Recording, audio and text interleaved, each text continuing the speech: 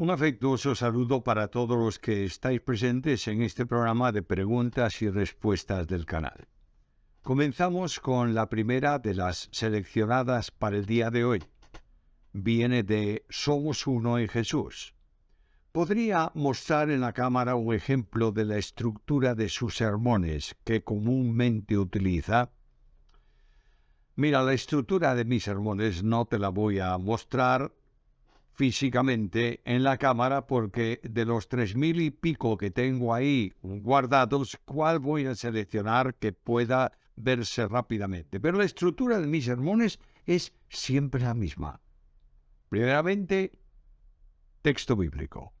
Segundo, una introducción. Tercero, la división del sermón. Habitualmente, yo diría siempre en 3 puntos. Y luego el cierre y la aplicación. Somos uno en Jesús. Como conocedor del griego, ¿cuál es su opinión de la Biblia textual? Sé que usted recomienda que lo importante es leer la Biblia en cualquier versión, pero como autor del comentario al texto griego del Nuevo Testamento, ¿cuál es su opinión sobre la Biblia textual cuarta edición? Ya que las diferencias en comparación a otras traducciones son muchas. Conozco la Biblia textual en sus orígenes, ya que mi profesor más directo, el doctor Francisco Lacueva, trabajó en el equipo de redacción. En todas las ediciones, desde la 1 a la 3, son excelentes.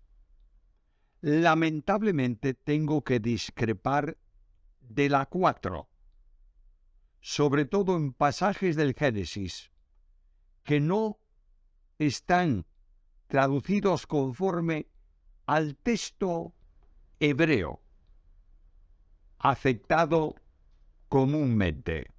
Y tampoco sé de dónde han salido esas variaciones. Por tanto, no recomiendo ni acepto esa versión. Jonathan PR. ¿Tendrá un cambio la longevidad de los animales durante el reino milenial y en los cielos nuevos y tierra nueva habrá animales? No tengo respuesta bíblica sobre la longevidad de los animales.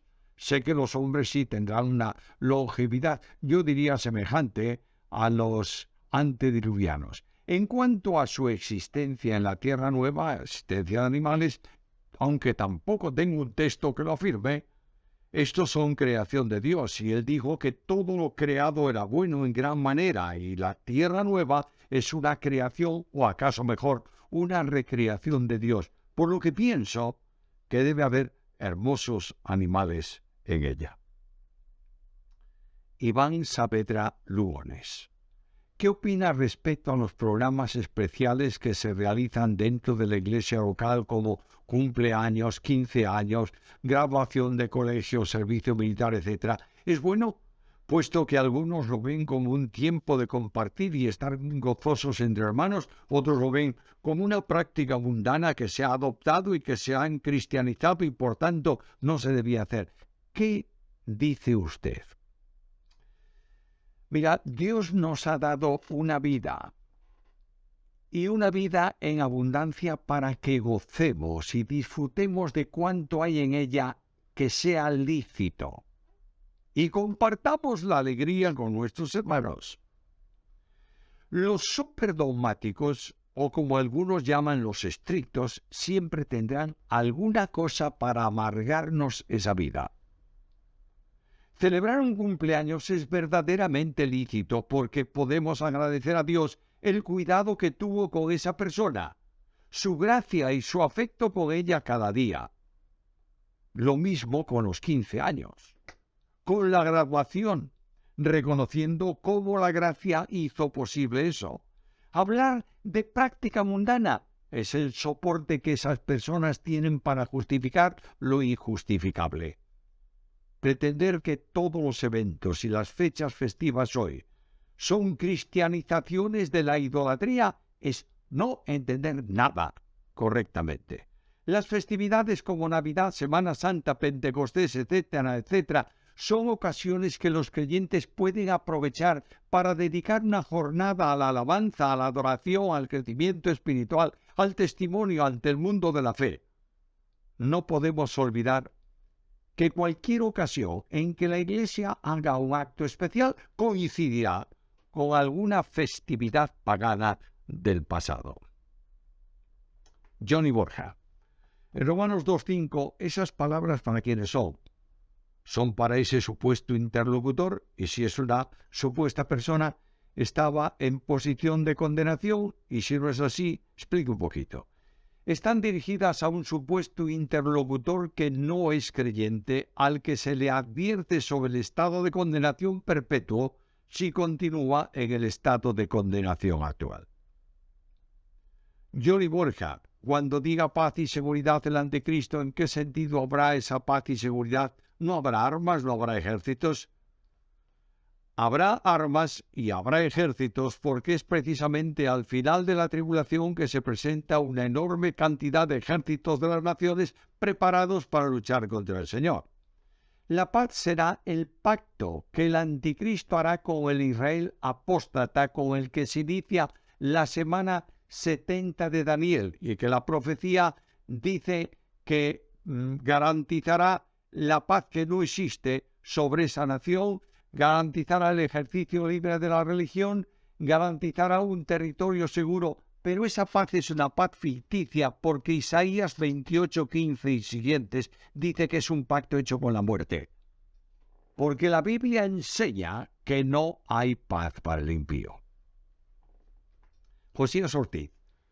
¿Por qué considera que muchos evangélicos están teniendo una actitud ecuménica, sobre todo aquellos artistas o personas conocidas y que son atraídas por el romanismo?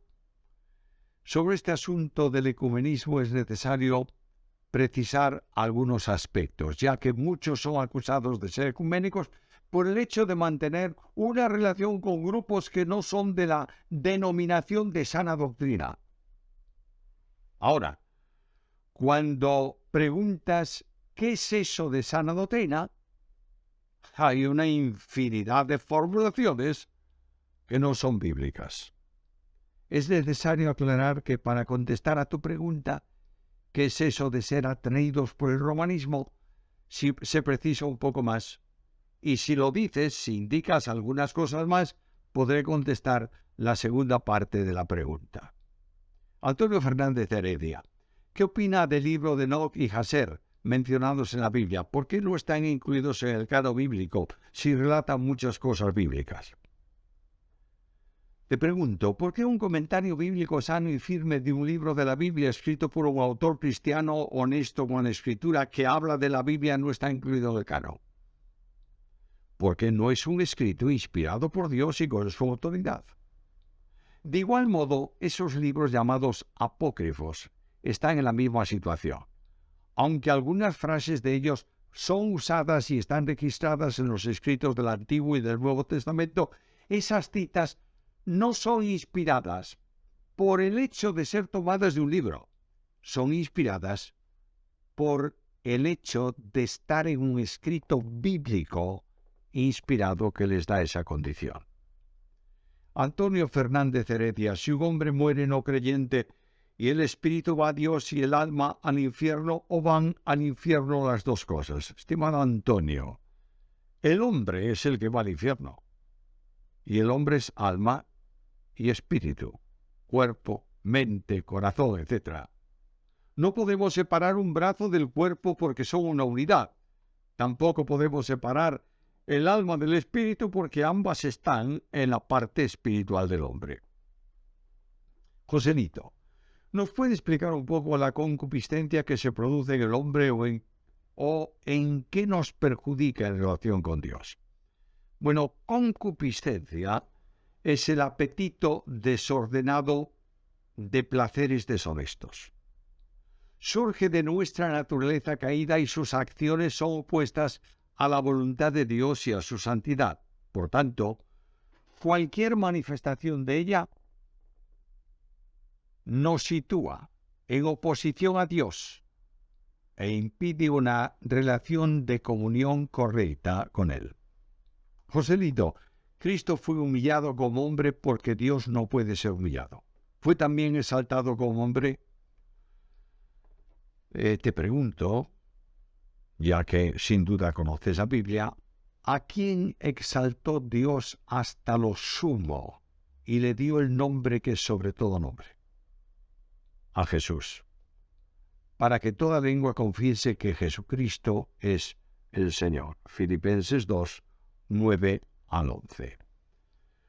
Jonathan Castromán, mi pregunta a raíz de la pandemia y los acontecimientos de la Tierra, problemas climáticos y otras cosas, hay un fuerte diálogo de que ya viene Cristo a buscar su iglesia.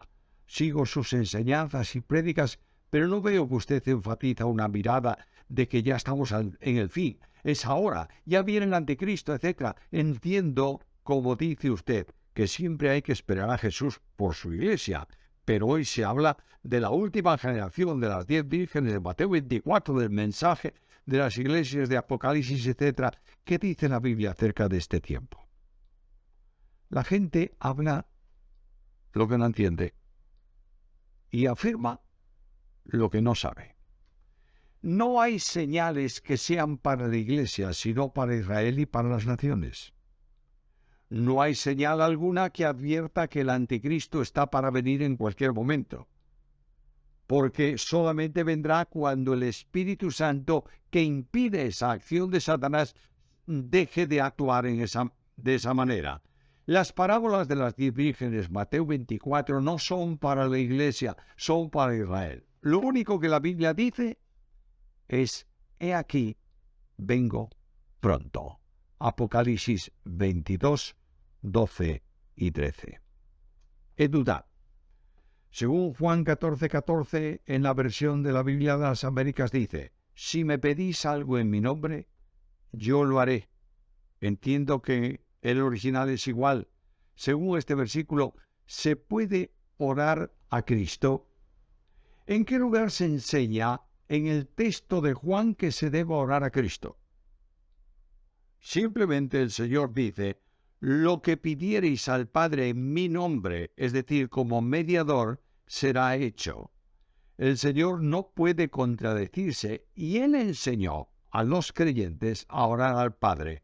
Mateo capítulo 6, versículo 6. Sari Mercedes Zaragoza Fernández, ¿me puede explicar el Salmo 51, 6? El texto dice: he aquí tú amas la verdad en lo íntimo, y en lo secreto me has hecho comprender sabiduría. No se trata de meros símbolos, sino de realidades, y que ama lo íntimo, es decir, Dios ama la verdad profunda en aquella que anida en lo más hondo del corazón sincero de la conciencia pura. Dios ama al creyente que lo es interiormente en verdad. Dios permite al creyente conocer con sabiduría los temas difíciles de entender, especialmente aquellos que tienen que ver con los fracasos espirituales. Una cosa es ser sabio de entendimiento, otra es ser sabio de corazón. Sari Mercedes Zaragoza Fernández, ¿me podría decir a qué se refiere el texto bíblico de Efesios 4:8 cuando dice: se llevó consigo a los cautivos? Es una expresión que se comprende mejor en el contexto de aquella época en la que un general victorioso llevaba consigo a los cautivos que había tomado a otro ejército en el campo de batalla. Potencialmente el Señor ha tomado sobre sí y llevado a Dios a todos los que, estando cautivos del pecado y del diablo, son liberados a causa de la obra de la cruz.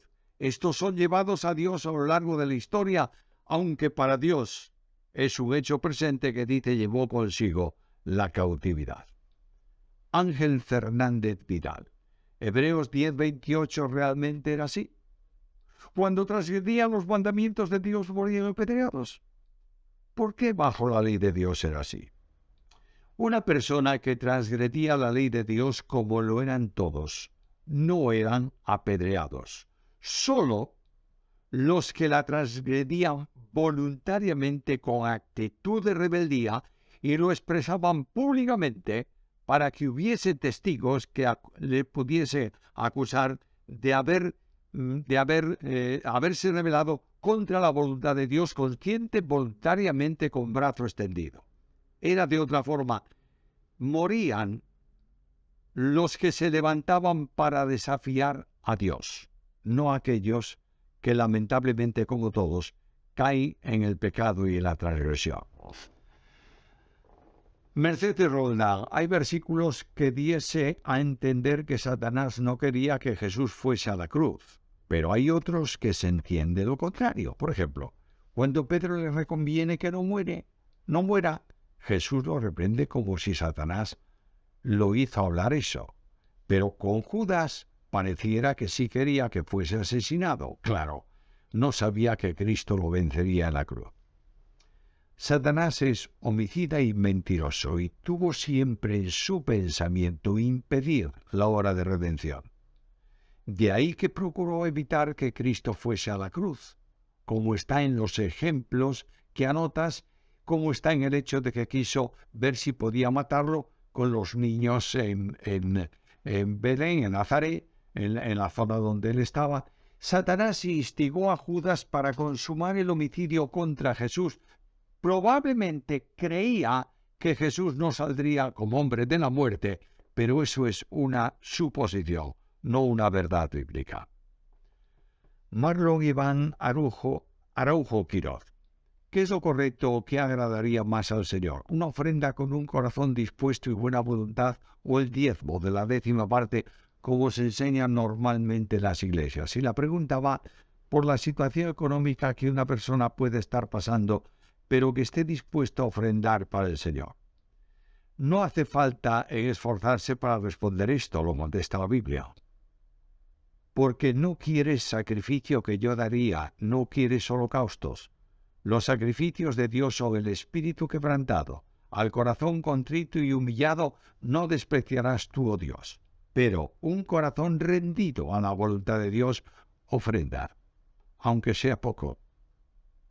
Y a veces todo lo que tiene. No olvidemos la ofrenda de la viuda, que dio todo su sustento, porque confiaba en Dios. Marlon Iván Araujo Quiroz.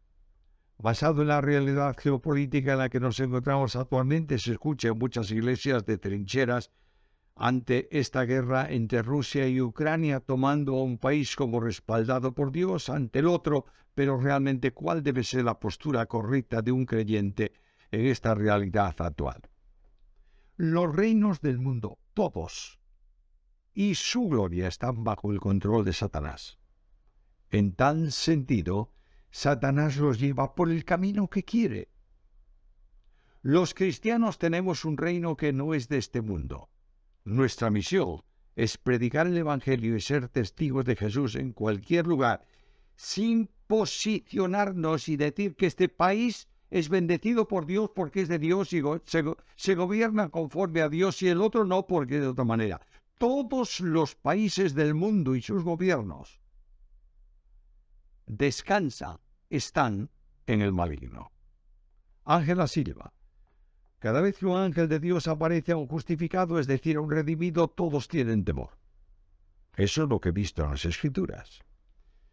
¿Por qué cuando actualmente cuentan una experiencia en un culto de que ven un ángel, nadie tiene temor? ¿Quién dice que ve un ángel? Los ángeles de Dios no se aparecen a los creyentes salvo que el Señor los envíe. ¿Pero con qué objeto? Dios habla por la palabra, no por los ángeles. Oye, quienes dicen tener visiones de ángeles deben preguntarse si es verdad lo que dicen y si lo que ven, si es que lo ven, son ángeles santos o son otro tipo de ángeles. Dejémonos, por favor, de subjetivismos que conducen siempre a la maldad. Para todos un saludo muy especial y os invitamos a estar presentes en nuestro próximo programa de preguntas y respuestas.